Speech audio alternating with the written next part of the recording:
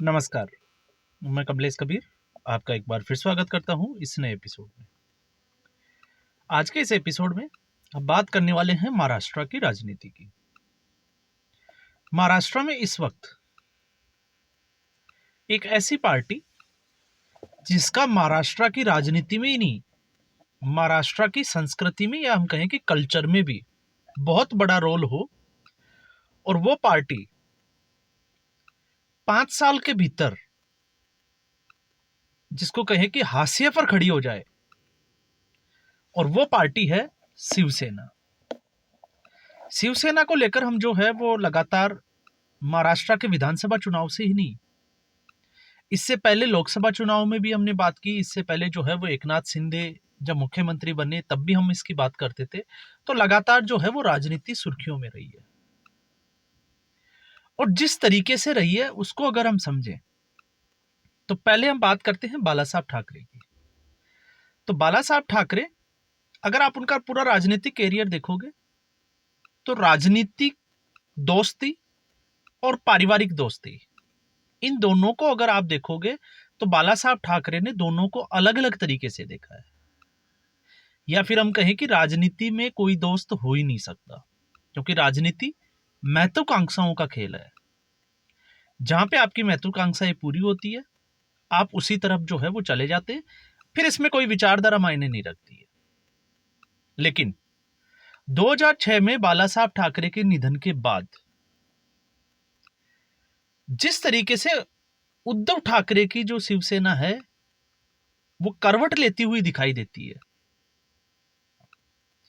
और करवट लेते लेते यहां तक पहुंच गई कि जिस कांग्रेस पार्टी के साथ जाने के लिए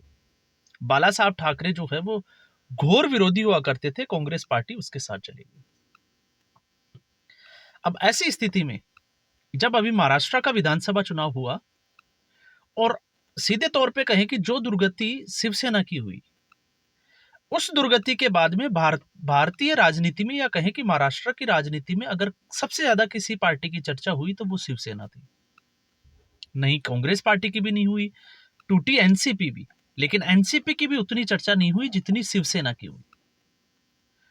और क्यों हुई? क्योंकि हिंदुत्व के रास्ते से हटकर जिस तरीके से हिंदुत्व विरोधी पार्टियों के साथ गई, और उसके बाद में जिस तरीके से महाराष्ट्र में लैंडस्लाइड हुआ, तो आपने देखा होगा लगातार जो है वो अलग अलग नेताओं के जो है वो बयान आने लगे,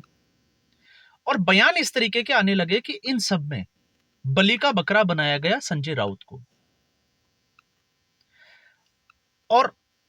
उसमें जो है वो ये कतई बुराई नहीं है कि ये कहें कि नहीं हमने ऐसा नहीं कहा, मैंने खुद भी जो है वो संजय राउत पे कई बार जो है वो वीडियो बनाए। और संजय राउत जिस तरीके से बोलते हैं, चाहे वो अहंकार में बोलते हैं या वो गफलत में बोलते हैं, लेकिन हमेशा उनके मीडिया जो वो वक्तव्य देते हैं उनका मतलब जो है वो गलत ही होता है। और हम लगातार बात कर रहे थे कि शिवसेना में जो है वो संजय राउत एक शकुनी की भूमिका में है, जो शिवसेना को खत्म करके ही मानेगा। और अब हालांकि उस बात में मैं ज्यादा भरोसा नहीं किया, लेकिन मैंने वीडियो भी नहीं बनाया, लेकिन बीच में एक खबर आई थी कि संजय राउत की उनकी ही पार्टी के, या हम कहें कि उद्धव ठाकरे के घर पे उनकी जो है वो पिटाई कर दी गई, उनको घसीटा गया। इस तरीके तक जो है वो खबरें बाहर आई। लेकिन इसी बीच शिवसेना के एक बड़े नेता, उनका बयान जिस तरीके से बाहर आया है, और उसमें जिस तरीके से उन्होंने उद्धव ठाकरे और आदित्य ठाकरे की राजनीति के पत्ते खोले हैं, उससे मामला जो है वो अब नजर आता है कि शिवसेना में असली गद्दार कौन है। अगर आप सोच रहे हैं किशोर तिवारी के लिए, तो मैं किशोर तिवारी की बात नहीं कर रहा हूं, क्योंकि आजकल वो मीडिया में आते हैं और आपने देखा होगा जिस तरीके से वो टिकट टिप्पणी करते हैं तो थोड़े जो है वो मनोरंजन कर जाते हैं या मनोरंजक हो जाते हैं। मैं उसकी बात नहीं कर रहा, मैं कर रहा हूं शिवसेना के बड़े नेता संजय गुप्ता की। और संजय गुप्ता जाने जाते हैं, आपने देखा होगा गठबंधन की राजनीति में होते हुए भी कई बार आपने देखा होगा अपने ही गठबंधन के प्रवक्ताओं से उनकी लड़ाई होते हुए। लेकिन इस बीच जो उन्होंने खुलासे किए, उन्होंने सीधे तौर से संजय राउत के बजाय कटघरे में खड़ा कर दिया प्रियंका चतुर्वेदी। प्रियंका चतुर्वेदी पहले वो कांग्रेस पार्टी में थी, और जिस तरीके से मथुरा में कांग्रेस पार्टी के ही कार्यकर्ताओं ने उनको जो है वो दौड़ा दौड़ा कर भगाया था, और एक बड़ा आरोप लगाया था कि प्रियंका चतुर्वेदी के साथ अभद्रता की गई। उसके बाद में प्रियंका चतुर्वेदी सीधे कांटेक्ट में आई शिवसेना के ठाकरे परिवार के, और संजय गुप्ता के हिसाब से अगर हम देखें तो प्रियंका चतुर्वेदी ने बहुत ही कम समय में, जिसको कहें कि उद्धव ठाकरे परिवार के ऊपर कब्जा कर लिया। अगर हम ये शब्द कहें तो इसमें कतई जो है वो बुराई नहीं है। और ऐसा क्यों? क्योंकि प्रियंका चतुर्वेदी के आने के बाद में, अब संजय गुप्ता ने जिस तरीके से बात की है, मैं उसी की बात कर रहा हूं। माना जाता है, और खबरें जो है वो पहले से भी जो है वो सोशल मीडिया पे प्लेटफॉर्म पे पड़ी है, कि प्रियंका चतुर्वेदी की नजदीकियां जो है वो आदित्य ठाकरे के साथ ज्यादा है, और आदित्य ठाकरे के साथ में वो विदेशी दौरे भी कर चुकी है। तो ये तो साफ सी जाहिर सी बात है कि अगर कोई महिला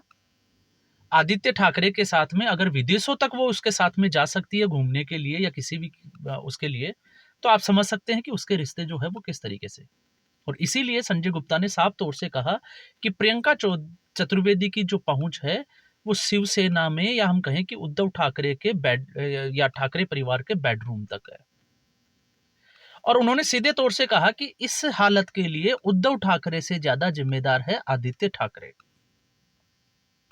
क्योंकि उद्धव ठाकरे जो है वो ज्यादा, आपने देखा होगा मीडिया वगैरह पे, न्यूज चैनल्स वगैरह पे नहीं आते, और ज्यादातर जो है वो इस परिवार में, इस राजनीति में आदित्य ठाकरे की ही चलती है। आपने ये भी देखा है,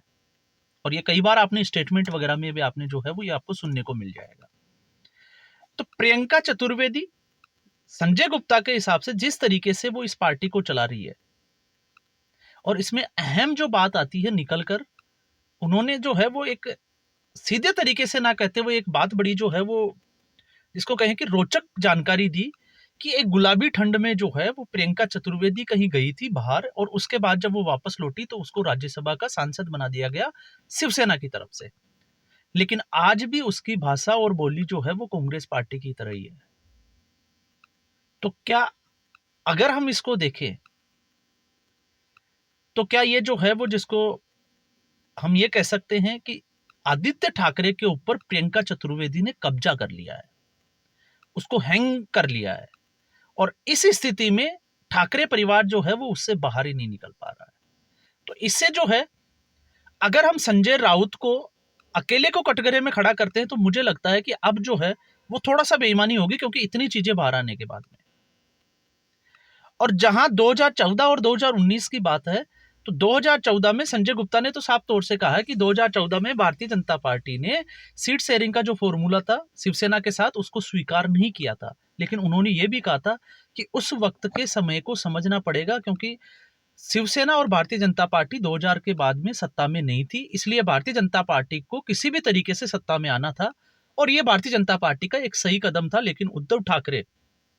इसको समझ नहीं पाए, और फिर आदित्य ठाकरे के आने के बाद में जो है वो इस दबाव बनाया गया उद्धव ठाकरे के ऊपर, और 2014 में जो पार्टी टूटने वाली थी वो पार्टी जाकर टूट गई 2019 में। तो फिर जब हम ये कहते हैं कि एकनाथ शिंदे जो है वो गद्दार है शिवसेना में, तो फिर मुझे लगता है कि एकनाथ शिंदे जो है वो, उसको गद्दार कहना भी जो है वो गलती होगी, क्योंकि एकनाथ शिंदे ने जो किया फिर वो बिल्कुल सही किया। क्योंकि एकनाथ शिंदे जो है वो बगावत की, वो जो है वो शिवसेना के गद्दार नहीं हुए। उन्होंने पार्टी पे कब्जा किया हो, या लोग जो है वो उनके साथ चले गए, तो ये जो है वो सीधी सी बात है कि लोग इसलिए गए क्योंकि लोगों को बाला साहब ठाकरे की विचारधारा के बाद में आदित्य ठाकरे जो नए नए राजनीति में आए थे और जो राजनीति के खिलाड़ी हो चुके थे, उनके ऊपर जो है वो कोई अगर आदेश देना चाहे तो वो कैसे चलेगा, ये जो है वो सबको बात समझ में आती है। तो इसलिए ये एक कारण हो सकता है। और दूसरा कारण, जब संजय गुप्ता जैसे बड़े नेताओं के, और अकेले नेता नहीं है संजय गुप्ता, इसके साथ में अभी आपने देखा संजय राउत का भी एक बयान आया, उद्धव ठाकरे और आदित्य ठाकरे की जो मुलाकात भी हुई, तो हो सकता है, जो महाराष्ट्र से खबरें आ रही थी कि शिवसेना के बाकी के जो नेता है वो भारतीय जनता पार्टी में जा सकते हैं। अब उद्धव ठाकरे को भारतीय जनता पार्टी साथ में लेगी या नहीं लेगी, क्योंकि लगता नहीं है कि वो लेगी, क्योंकि अगर ऐसा करती है